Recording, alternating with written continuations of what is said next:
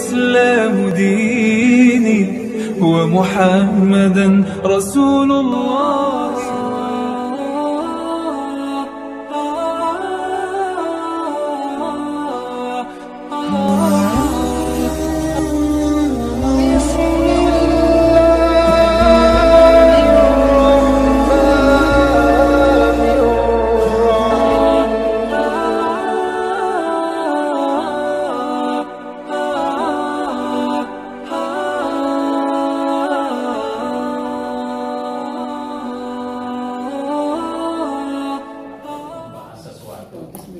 Bagus kalau kita memulainya dari pengertian, dari definisi.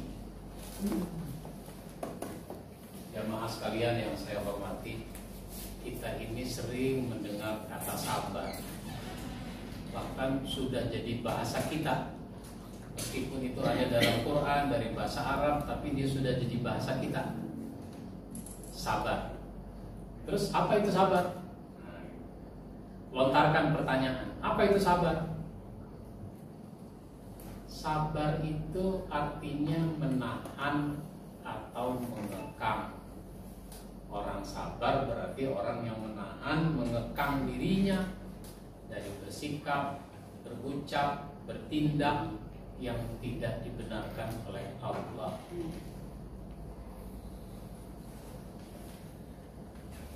Orang boleh marah, tetapi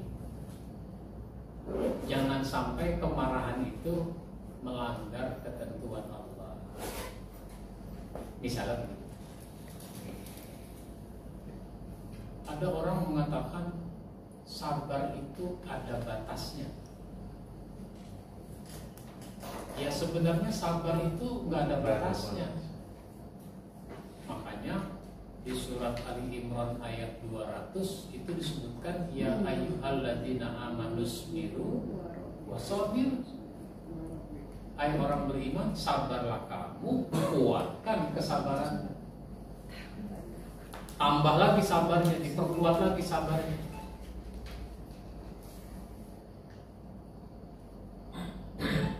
Kalau ada orang mengatakan sabar itu ada batasnya, sebenarnya dia sudah merasa boleh melakukan apa-apa yang tidak dibenarkan. Kenapa? Kan sabar ada batasnya. Dia cari alasan. Nah misalnya begini, nanti dipertajam lagi. Sabar dalam soal apa? Diuraikan. Ustaz, berarti kita mengerucut ya? Hah? Mengerucut nantinya. Mengerucut bagaimana? Mengerucut itu maksudnya gini, Tat. Jadi nanti terakhir tuh kita ngasih kesimpulan kalau sabar tuh ini gitu. Bisa begitu nggak? Iya bisa. Bicara itu bagaimana enaknya aja. Oh. Yang penting orang mendapatkan sesuatu dari kita. Orang dapat tambahan ilmu dari kita. Baik. Sudah berapa? 5. Sekarang kita bahas kata garam. Apa kata garam?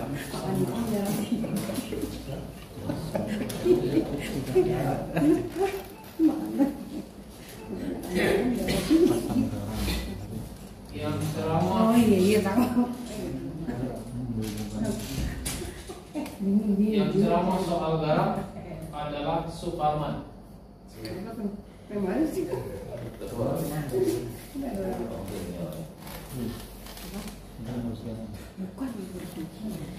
Bismillahirrahmanirrahim. Assalamualaikum warahmatullahi wabarakatuh.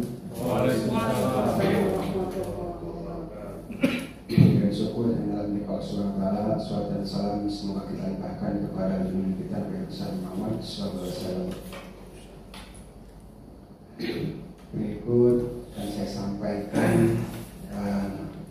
salah satu kisah mengenai tentang yang berkaitan dengan garam. Pada waktu itu ada seorang pemuda pusing, tidak, entah mungkin ada suatu masalah yang besar yang menghadapinya, sehingga dia mendatangilah pergi ke suatu tempat yang dia datangi, yaitu seorang yang bijak dan berilmu menurut pemuda tersebut. Dia ketika tiba di sebuah rumah yang di dalamnya ada orang yang bijak dan soleh tersebut, dia mengutarakan semua keluh kesahnya bahwa dia saat ini sedang kesulitan dalam permasalahan kehidupan dia, sehingga dia pergi dari keluarganya dan meninggalkan semua keluarganya, anak istri dan tempat tinggalnya dia tinggalkan. Singkat cerita, dia mengutarakan permasalahan tersebut kepada orang yang soleh tersebut. Nah, akhirnya setelah orang yang soleh tersebut mendengar ceritanya, lalu dia mengambil segelas air. Nah, terus pemuda itu suruh memegang air tersebut. Lalu orang yang soleh itu menuangkan satu sendok garam, ya, hampir sesendok penuh, ya, hampir memenuhi gelas tersebut. Nah, setelah itu si pemuda tersebut disuruh untuk mengaduk-aduklah air di dalam gelas tersebut yang sudah tercampur garam. Lalu diaduklah air tersebut oleh pemuda tersebut. Nah, setelah itu minumlah air garam tersebut. Lalu dipenuhi sama si pemuda tersebut, diminumlah air tersebut. Terus meringis raut mukanya. Terus ditanya sama orang soleh tersebut, bagaimana rasanya garam tersebut? Wah, pahit sekali. Pahit, melebihi yang biasanya garam sedikit, ini pahit sekali. Akhirnya setelah minum tersebut, orang soleh tersebut mengajak pemuda itu keluar dari rumahnya dan dia menuju ke suatu telaga yang tidak jauh dari dekat rumah orang soleh tersebut. Nah, setelah itu dia menuangkan garam yang sama ke dalam telaga tersebut. Bisa sampai dilihat sama orang yang tadi mempunyai masalah pemuda yang tadi. Dituangkanlah sebesar yang tadi dituangkan ke dalam gelas tersebut. Nah, setelah itu si orang bijak itu mengaduklah dengan tongkatnya, dan si pemuda tersebut disuruh oleh orang tersebut meminum air telaga tersebut. Coba sekarang minum air yang di telaga tersebut. Minumlah air tersebut. Sama si pemuda tersebut diminum airnya. Nah, sekarang bagaimana rasanya? Wah, segar, tidak terasa asin. Nah, disitulah orang soleh tersebut membicarakan bahwa itu tadi adalah salah satu jalan keluar dari permasalahan yang Anda hadapi.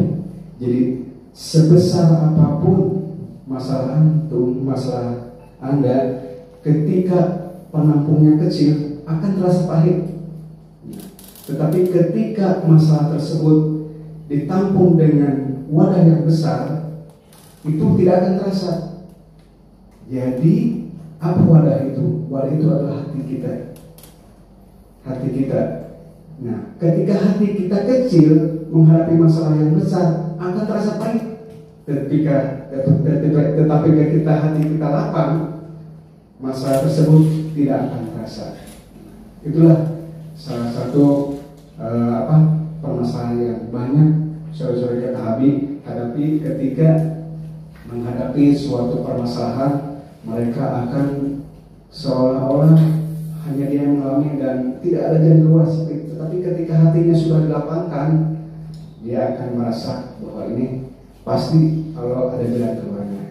Mungkinlah itulah kisah yang kita bisa sampaikan. Semoga bisa bermanfaat. Wassalamualaikum warahmatullahi wabarakatuh.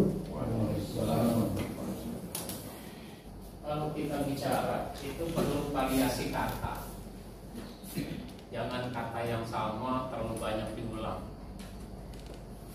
garam tersebut, orang alim tersebut, pemuda tersebut. Waktu tersebutnya sering sekali itu. Pemuda itu, si orang alim. Jadi nggak pakai tersebut terus. Itu satu. Yang kedua, kalau kita dikasih tema kata garam tadi, itu ya terserah kita. Apa yang paling kita mau, yang paling kita kuasai. Jamaah sekalian yang saya hormati, salah satu pesan saya pada garam, dia adalah sesuatu yang sangat dirasakan manfaatnya. Keberadaannya terasa, meskipun dia nggak nampak. Kadang-kadang orang maunya populer, kelihatan, tapi nggak terasa manfaatnya. Kalau garam itu meskipun nggak kelihatan, manfaatnya terasa. Jadi orang itu harus kayak garam, dirasakan manfaatnya. Dimanapun ada itu garam. Di rumah bubuk derita ada garam. Di restoran bintang 5 ada garam. Tukang bakso keliling, nasi goreng, ketoprak, gado-gado, pasti ada garam. Jadi semuanya membutuhkan garam. Kita ini jadi orang terasa manfaatnya apa tidak? Itu yang harus kita koreksi. Kalau kita mati besok, orang merasa kehilangan apa tidak? Jangan sampai wujuduhu ka'adamihi, adanya sama dengan tidak adanya. Ya misalnya begitu ya, dari kata garam. Saya juga nggak ada persiapan nih ngomong gitu. Tapi enak kalau kiai ngomong. Saya mengikuti nggak bisa. Ustaz sering ngomong. Kita kan baru kali ini. Pikirannya langsung jauh ya. Udah master. Sekarang kata syukur.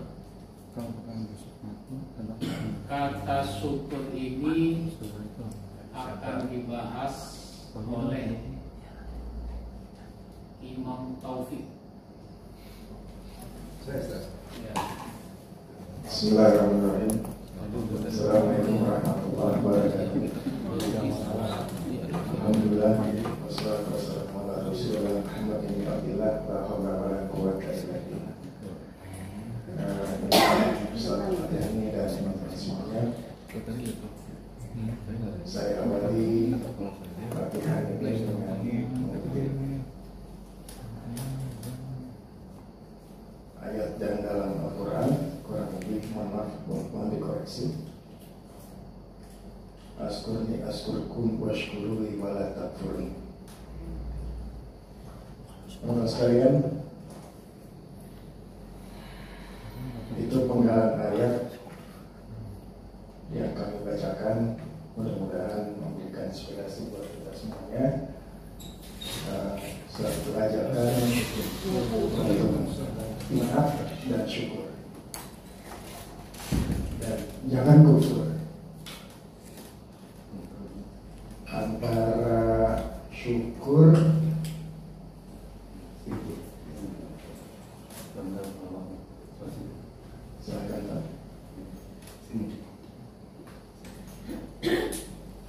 syukur ini sudah menjadi bahasa Indonesia, sudah menjadi kosakata atau diksi dalam bahasa Indonesia, menjadi kata syukur. Dalam bahasa pergaulan anak-anak, syukurin lo. Terjadi pergeseran makna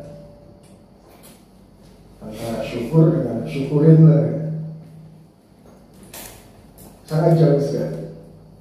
Syukur adalah suatu sikap tanda terima kasih kita kepada Allah Subhanahu wa Ta'ala, kepada kita terhadap segala hal terhadap segala masalah dan apa saja, ala kulli hal, ala kulli makan, ala kulli zaman, setiap tempat, setiap waktu, setiap persoalan. Tapi kalau syukurin lo, itu kayaknya nyumpain lo, rasain lo. Ini bahasa zaman kita anak-anak. Nggak tahu setelah kita dewasa ini masih ada kayak begitu. Ya. Seolah-olah kita menyetujui atau mengakses terhadap sesuatu yang terjadi kepada seseorang yang itu berupa keburukan. Gue nasihatin tuh kadang nggak lo rasain, bersyukur lo, syukurin. Jadi sangat bermakna yang kontradiktif ya, setelah terjadi transformasi kata, dan banyak sekali dalam diksi-diksi bahasa Indonesia transformasi kata yang kemudian bergeser makna. Dalam konteks syukur, ini adalah suatu perintah dari Allah Subhanahu wa Ta'ala kepada kita. Ya. Lawannya syukur, sabar. Tadi sabar udah ya. Ada bahkan ditamsilkan, digambarkan itu layaknya burung dua sayap, yang satu syukur, yang satu sabar.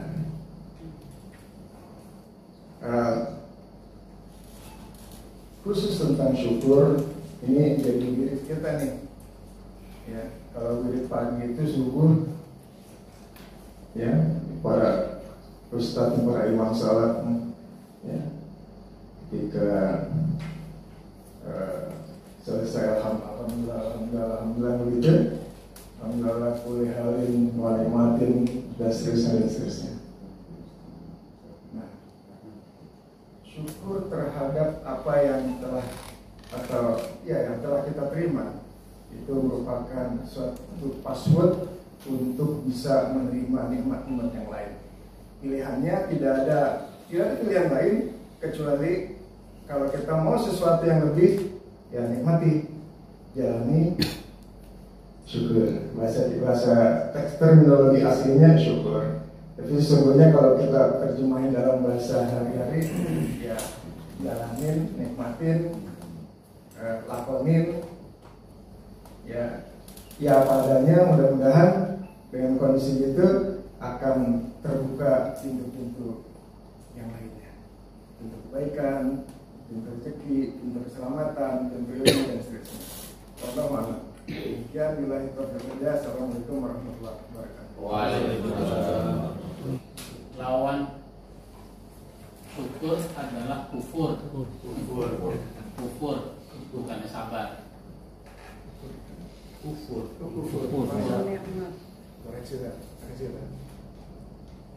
Syukur itu dari kata syakaroh. Syakaroh itu artinya membuka. Orang yang bersyukur adalah orang yang tidak menutup-nutupi bahwa kenikmatan itu dari Allah. Makanya wa amma bi ni'mati rabbika fahaddits. Adapun nikmat Allah, sebut-sebutlah. Sebut-sebut nikmat Allah itu. Sehingga ada istilah tahaddus bin nikmah, menyebut-nyebut kenikmatan. Tidak kita tutup-tutupi bahwa kenikmatan itu memang dari Allah. Cuma kadang-kadang manusia suka menutup-nutupi. Misalnya dia punya rumah bagus, ini acara syukuran pindah rumah, diundanglah teman-temannya, famili-familinya. Ketika mereka datang, lihat-lihat gitu kan, wah bagus sekali di rumah kamu. Ya ini kan hasil perjuangan saya 20 tahun. Sayanya itu yang dia tonjolkan. Coba kalau Nabi Sulaiman bilang apa? Ada min fadli Rabbi. ini karunia dari Tuhan. Nah, begitu. Kalau begitu bagaimana cara kita bersyukur? Nah, nanti penceramah berikutnya. Karena ada lagi nih tentang bersyukur. Jadi kalau ada tema sama, ini ada lagi tema tentang bersyukur, nggak apa-apa. Berarti pembahasannya beda, jangan sama dengan ustaz yang tadi. Begitu. Ini kadang-kadang apapun acaranya, temanya bersyukur. Yang dibahas tentang bersyukur. Sama dengan bahasa kita. Apapun yang dimakan, minumnya.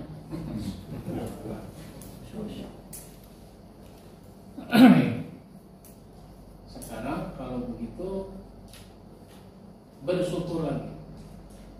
Bersyukur.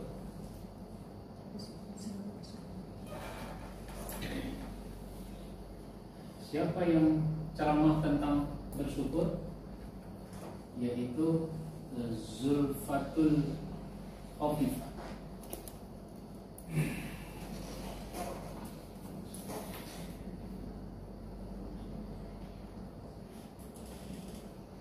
Assalamualaikum warahmatullahi wabarakatuh. Waalaikumsalam.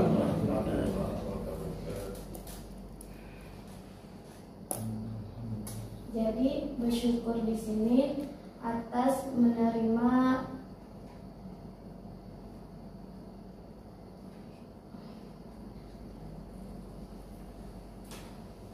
bersyukur di sini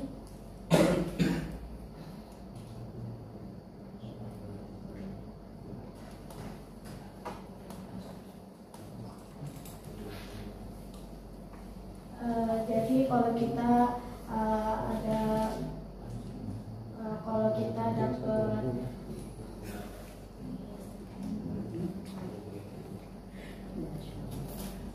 kalau kita itu harus bersyukur atas nikmat Allah yang telah Allah berikan. Tentang apa aja itu yang Allah berikan, jadi kita itu harus bersyukur kepada Allah. Mau itu apa aja yang diberikan kepada Allah, mau itu rezeki,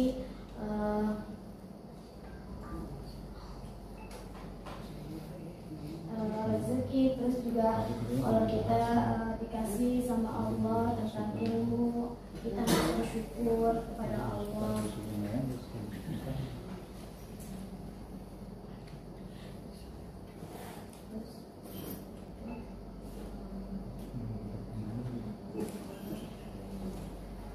Jadi bersyukur itu kita menerima segala yang diberikan kepada Allah.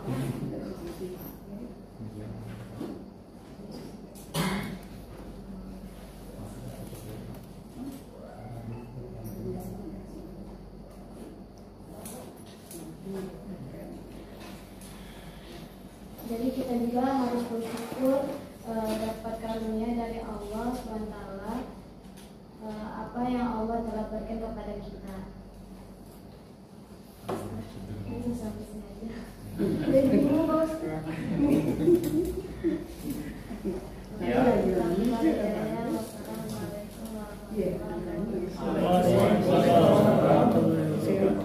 Jadi pembicara jangan bingung. Kalau bingung apa yang mau dibicarakan, rileks saja, tenang. Pertama, ini mic-nya diturunin dulu. Jangan mic adanya di. Jadi mic-nya diturunin sesuai dengan tinggi rendahnya posisi kita. Mic itu kan harus di mulut, dekat dengan mulut. Satu. Kalau kurang tinggi ditinggiin. Kalau kurang tinggi ditinggiin. Misalnya, nah, tuh ada orang udah tinggi, ini tetap aja terasa pendek. Gimana caranya ini? Kalau ada sesuatu yang bisa dijadikan sebagai tatakan ganjalan, gunakan. Kalau ini kan mic pakai bak begini ya. Jadi mic ini bukan buat dipegang. jangan dipegang. Bunyi. Ya kecuali orang nyanyi ya. Kadang-kadang orang nyanyi ada yang pegang ngangkat tiang mic, itu kan ada gayanya. Tiang mic dipegang. Satu. Yang kedua, ngomong apa lagi? Tadi itu Ustadz sudah menjelaskan kepada kita bahwa bersyukur itu sebagaimana yang sudah kita dengarkan sama-sama. Nah sekarang caranya bersyukur itu bagaimana? Jadi biar supaya rileks, lontarkan pertanyaan kepada jamaah. Nggak mesti jamaah yang jawab, memang nggak memerlukan jawaban, saya yang mau jawab. Tapi kita biar supaya rileks, komunikatif, lontarkan. Bagaimana caranya bersyukur? Caranya ada 3. Ini jarinya begini, tangannya ada 3.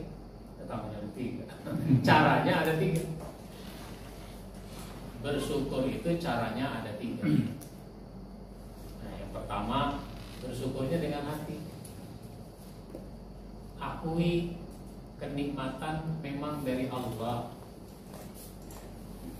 Apa yang kita dapat semua dari Allah, apa yang kita punya semua dari Allah. Yakini, sadari dalam hati. Nah, sesudah itu bersyukurnya dengan lisan. Ucapkan alhamdulillah. Maka segala kenikmatan yang sudah kita rasakan, yang sudah kita peroleh, syukuri dengan alhamdulillah. Tidur enak gak Pak? Tidur enak. Makanya bangun tidur alhamdulillahilladzi ahyana. Bukan amanah. Ahyana. Makan enak. Makan enak.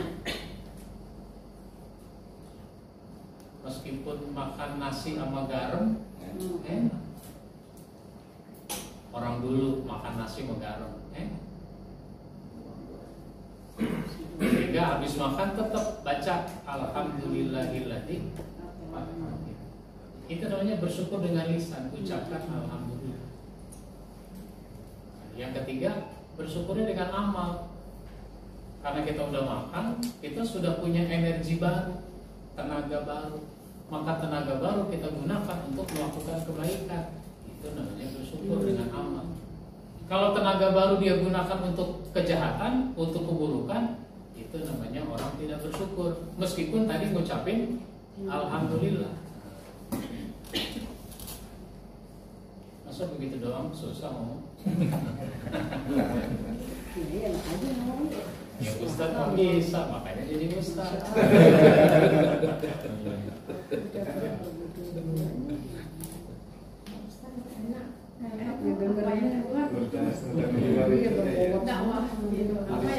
Ya, karena mau dibikin gampang, jadi jangan dibikin susah ngomong itu, dibikin gampang.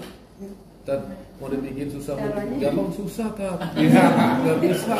Itu kan nyabang jadinya. Karena kan mungkin karena materinya nggak ada atau nggak kebayang. Jadi kalau saya dibikin gua juga bingung. Dibikin enak gimana, bikin nggak enak juga gimana? Yang tadi saya omongin udah punya belum? Belum. Oh, masa? Nggak kebayang sampai situ maksudnya. Gimana mau bikin gampang? Maju aja udah. Iya. Ya ngomong juga. Kalau kita sudah bersyukur, ada untungnya. Sering tuh ustaz-ustaz bilang lain syakartum la azidakum wa lain kafartum inna adzabi lasyadid. Jika kamu bersyukur Allah tambah nikmat.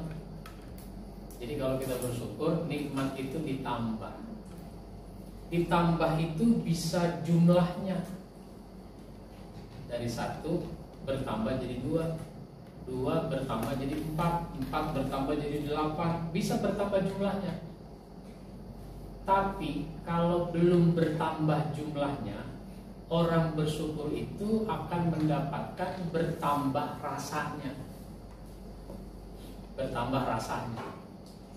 Meskipun satu, rasanya kayak dua. Meskipun dua, rasanya kayak empat. Nah, bertambah rasanya.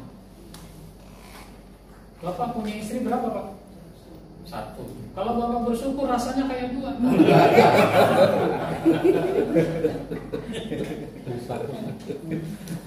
Tapi kalau orang bersyukur udah punya 4, masih kayak gak punya istri.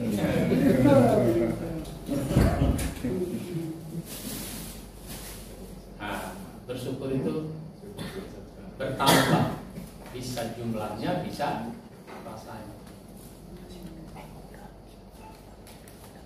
Lanjut. Sekarang tentang belajar. Kata belajar. Siapa yang ceramah tentang belajar? Ini yang ceramah adalah Mulyono.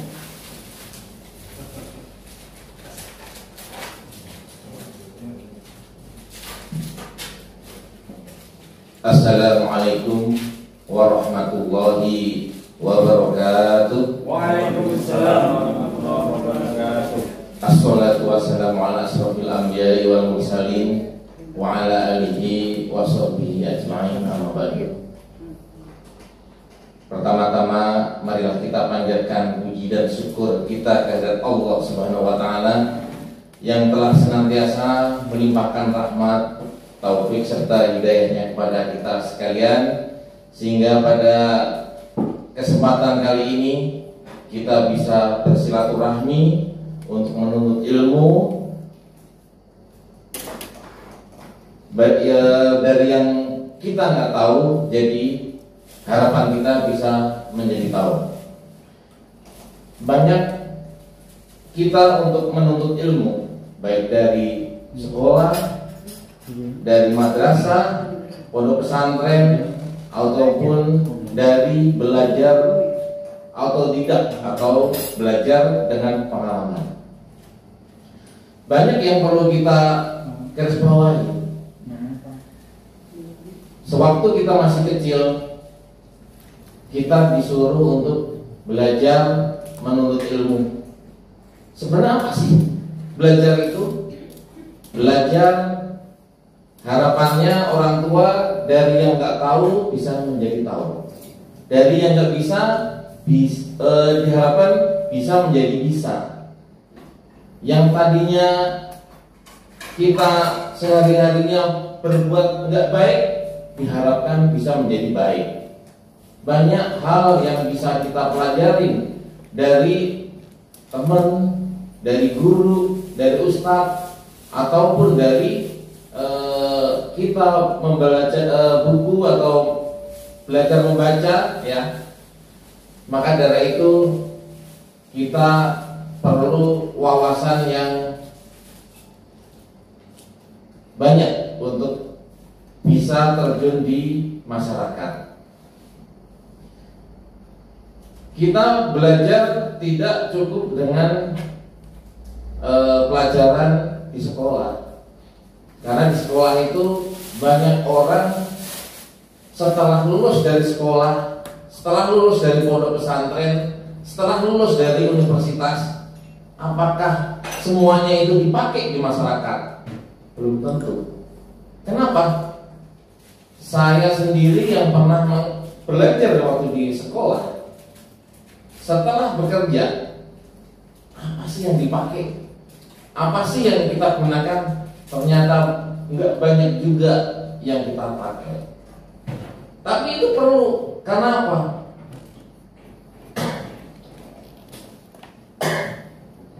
Karena kita perlu wawasan, perlu penggembelengan untuk bisa menjadi dewasa. Perlu kita belajar untuk lebih bisa mawas diri. Sekarang kalau saya dulu belajar sejarah, misalnya, apakah pada saat kita kerja ditanyain sejarah Indonesia itu bagaimana? Tidak. Tapi kenapa perlu dipelajari? Ya itulah untuk menambah wawasan kita. Ditanya, ibu kota Kalimantan mana? Kalau kita nggak belajar kan nggak tahu. Makanya inilah gunanya kita belajar. Cuma kalau di definisinya itu kita dipakai atau enggak, ya belum tentu kita pakai. Tapi hal-hal semua itu kita perlu pelajari, baik itu yang sifatnya keagamaan, sosial, budaya, ataupun hal-hal yang sifatnya pengalaman. Banyak hal yang perlu kita pelajari dari pengalaman. Contohnya saja, kita mau bikin kue, ya kan? Bikin kue itu nggak segampang kita lihat. Goreng pisang, misalnya kalau ibu-ibu ini ya, goreng pisang ada apa namanya, terigu, ada air, ada garam, ini kita aduk ya kan, dicairin, kemudian kan nggak segampang itu juga. Kalau kita yang mungkin bisa mengolahnya, kita jadi pisang goreng, pada saat kita masukin ke penggorengan juga belum tentu kita bisa. Yang gampang aja bikin Indomie. Orang kan rata-rata makan apa yang gampang ya, bikin Indomie, tinggal rebus, tinggal nih. Tapi semua itu kan perlu ilmu. Nyalain kompor bagaimana? Coba sekarang kompor-kompor sekarang ya kan nggak perlu di-stacking gitu ya. Cuma kalau nggak tahu, belum tentu bisa nyalain kompor. Makanya inilah gunanya pengalaman. Kita mau naik busway, kalau yang nggak tahu mau ke Tanah Abang bagaimana? Kalau yang nggak tahu yang bisa kebablasan sampai ke Bekasi karena harus transit dulu di stasiun Duri misalnya. Nah ini kan harus belajar, meskipun itu belajar dengan sesama tetangga ataupun saudara, ataupun dari, kalau sekarang lebih canggih ya, dari Google. Bagaimana kita harus sampai ke Tanah Abang? Pasti di situ akan dijelaskan nih. Dari stasiun, kalau saya dari Tangerang, nanti transit di stasiun Duri, baru nanti kembali ke stasiun Tanah Abang. Jadi banyak hal, belajar itu luas sekali. Kita untuk mempelajari sesuatu hal itu nggak segampang kita bicara. Pada saat kita bicara gampang. Orang kalau pengen masuk surga harus beramal, harus sedekah jariah. Cuman itu ngomongnya gampang. Tapi pada saat pelaksanaannya, pada saat kita mau mengamalkannya, kita bisa ngomong, tapi nggak bisa menjalankannya. Makanya diharapkan kita sekalian, kalau bisa segala sesuatu yang kita bicarakan, sebaiknya kita bisa atau kita sudah bisa mengamalkannya.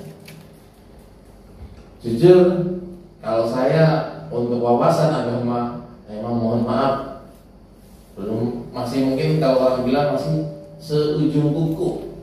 Kalau ibarat buih di pantai itu, di atas pantai, jadi kita buihnya, jadi belum ada apa-apanya. Makanya saya pribadi masih belajar sono, belajar sini, ketemu Pak Kiai untuk belajar. Makanya barangkali ini sekalian promosi bagi rekan-rekan sekalian yang pengen belajar pidato, nanti sama Pak Kiai, saya sudah mendaftar nih. Ya Pak Kiai ya, alhamdulillah Pak Kiai siap untuk mengajarinya. Kita belajar untuk pidato hari Jumat atau pidato belajar pidato. Khotib ya, khotib. Makanya maka dari itu mari kita sama-sama belajar. Mari kita mencari atau menggali ilmu agar kita bisa punya bekal untuk di kemudian hari, atau minimal kita punya anak bisa mengajarkan kepada anak-anak kita, istri-istri kita, untuk bisa menjadi orang-orang atau anak-anak kita yang lebih soleh dan solehah, dan bisa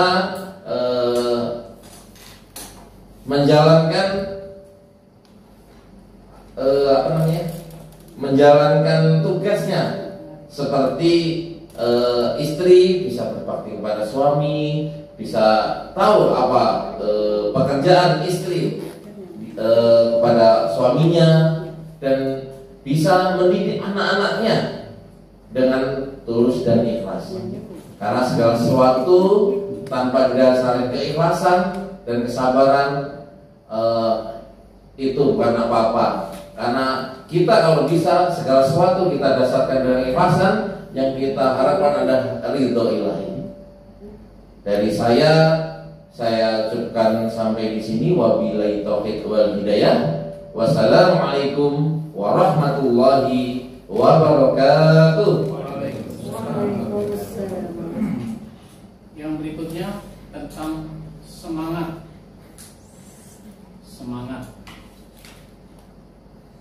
Yang tampil adalah Rahmani.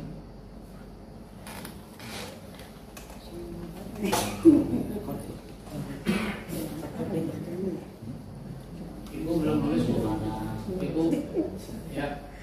Assalamualaikum warahmatullahi wabarakatuh. Bapak dan Ibu yang saya hormati, insyaallah pada kesempatan ini saya akan menyampaikan sesuatu yang bermanfaat untuk kita semua, dari anak-anak yang kecil sampai dengan yang dewasa, di mana semuanya memerlukan ya terkait dengan hal ini, yaitu semangat. Ya. Apalagi kita yang masih muda-muda, ya, yang kalau kata Oma Irama itu ada lagunya ya, darah muda. Ya. Darah muda itu biasanya darahnya itu meletup-letup, ya. Darahnya itu bergelora, ya, punya semangat yang luar biasa. Apalagi kalau kita lihat anak-anak pelajar kita, ya, karena punya semangat yang luar biasa, dan semangat itu tidak tersalurkan di saluran yang baik. Kita lihat di jalanan atau di kampung-kampung justru yang terjadi hal yang negatif, yaitu tawuran. Oleh karenanya, bagaimana kita mengarahkan ya potensi ini, ya, semangat ini, sehingga menjadi sesuatu yang positif. Ya. Oleh karenanya perlu ya keseriusan dari kita, orang-orang tua atau mereka-mereka yang mempunyai anak, ya, untuk mengarahkan anak-anak kita ya dengan semangat ini untuk bisa dijalankan, diarahkan menuju hal-hal yang positif, sehingga nantinya anak-anak muda ini, ya, pelajar-pelajar muda kita bukan menjadi, kalau kata orang di lingkungan kita, ya, itu menjadi sampah masyarakat. Kan kita garsep tuh dengarnya ya, yang namanya sampah, ya, tidak dilihat orang, ya, tidak diperhitungkan orang, ya, justru menjadi beban, menjadi masalah. Oleh karenanya, bagaimana potensi-potensi yang ada di antara anak-anak muda kita, ya, yaitu semangat, bisa kita arahkan, bisa kita salurkan menuju hal-hal yang positif. Ada beberapa sarana untuk mengarahkan semangat-semangat ini, sehingga mereka bisa beraktivitas ya dengan semangat yang mereka punyai untuk hal-hal yang positif. Kita bisa mengarahkan ketika mereka punya semangat yang luar biasa dalam hal berolahraga, kita arahkan mereka untuk mengikuti klub-klub olahraga yang ada di masyarakat kita ataupun di sekolah-sekolah, ya, sehingga nantinya mereka menjadi pelajar-pelajar yang berprestasi. Atau juga dengan semangat-semangat yang luar biasa ini ya, kita arahkan mereka menjadi para pemain ya, para atlet yang benar-benar mumpuni ya, sehingga nantinya benar-benar bermanfaat. Selanjutnya terkait dengan semangat ya, tentunya ini juga tidak lepas dari bapak-bapak juga, karena walaupun usia mereka sudah tua ya, tapi semangatnya masih semangat muda ya. Jadi kalau bapak-bapak ditanya ya, mereka nggak bakal ngomong kalau mereka sudah tua ya, tapi mereka tetap memiliki semangat muda ya. Oleh karenanya bapak-bapak juga perlu ini semangat-semangat ini ya, sehingga ketika mereka di akhir kehidupan mereka masih bisa beraktivitas, beramal dengan semangat yang ada ini ya. Bisa berkegiatan di kemasyarakatan ya, ataupun di kegiatan sosial lainnya yang bisa menyalurkan hobi dan minat bapak-bapak sekalian. Mungkin itu sekilas mengenai semangat ya. Semoga dengan penyampaian ini ya, menggugah kita lagi ya, yang tadinya loyo-loyo, ngantuk ya, tercerahkan dengan gelora semangat. Kurang lebihnya mohon maaf. Wallahul muwaffiq ila thoriq. Assalamualaikum warahmatullahi wabarakatuh.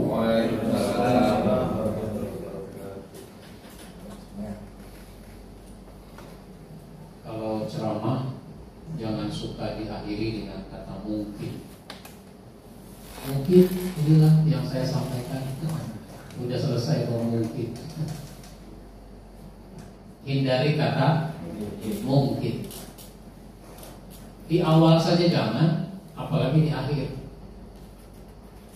Pada kesempatan ini mungkin saya mau ceramah tentang semangat. Nah, itu aja jangan. Masa mau ceramah pakai mungkin?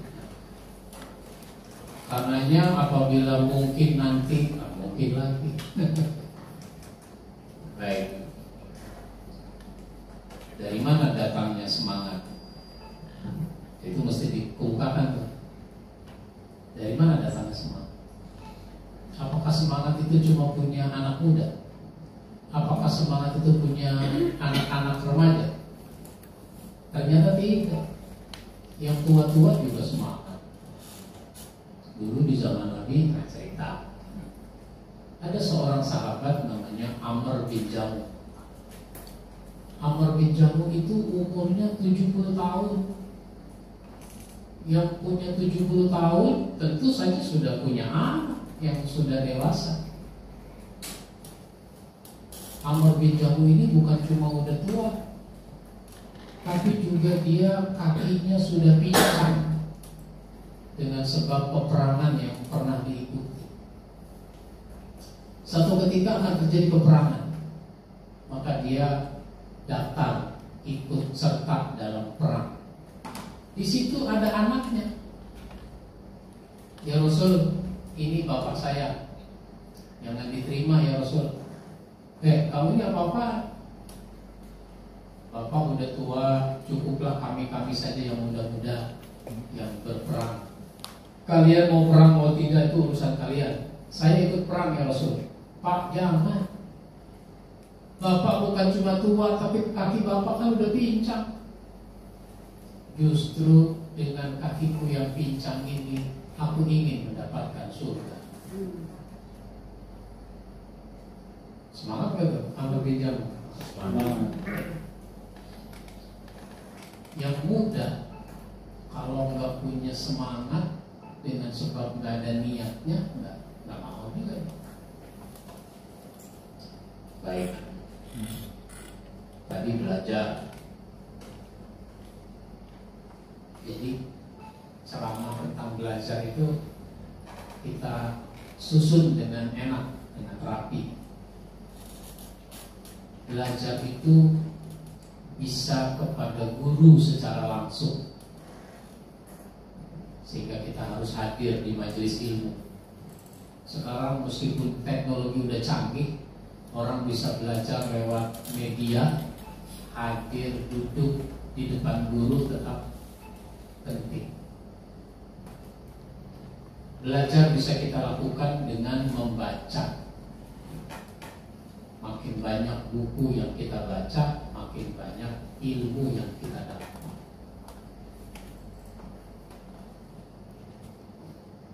Yang ketiga, kita belajar dari pengalaman diri sendiri, pengalaman orang lain. Itu jadi rumus buat kita, pengalaman itu. Belajar dari pengalaman. Yang keempat, belajar dari sejarah orang terdahulu. Makanya Ismail alaihissalam ketika dia disampaikan perintah menyembelih dari bapaknya Ibrahim, itu Ismail mengatakan, ya abatif an matuk maru satajiduni insyaallahu minas sabirin. Wahai bapak, kerjakan apa yang Allah perintah, insyaallah engkau dapati aku termasuk anak yang sabar. Insyaallah engkau dapati aku termasuk anak yang sabar. Itu menunjukkan Ismail sudah belajar sejarah. Dia punya kesadaran sejarah. Dia tahu dulu juga ada orang sabar, banyak orang sabar, dan dia mau menjadi bagian dari orang-orang yang sabar. Ismail tidak sombong dengan kebaikan. Silakan Pak, kerjakan apa yang Allah perintah kepadamu. Insya Allah engkau dapati aku ini anak yang paling sabar. Dia tidak bilang paling sabar. Dia tidak mengatakan insya Allah engkau dapati aku satu-satunya anak yang sabar. Tidak. Tapi dia bilang minas sabirin, termasuk orang sabar, bagian dari orang sabar. Nah sekarang kan banyak orang sombong. Oke lah dia baik, oke lah dia benar, tapi jangan mengklaim paling benar, satu-satunya yang benar, yang lain salah. Nah begitu. Jadi ceramah itu juga harus menggugah. Ceramah harus menggugah perasaan orang, menyentuh perasaan orang dengan kalimat-kalimat yang menggugah. Kalau besok kita mati, kira-kira banyak nggak orang merasa kehilangan atas kematian kita? Nah, itu namanya menggugah. Kenapa orang merasa kehilangan? Karena orang merasakan manfaat dari kehidupannya selama ini. Sekarang orangnya masih ada, tapi orang tidak merasa keberadaannya. Baik, sebentar lagi asal, kita cukupkan dulu, nanti disambung lagi.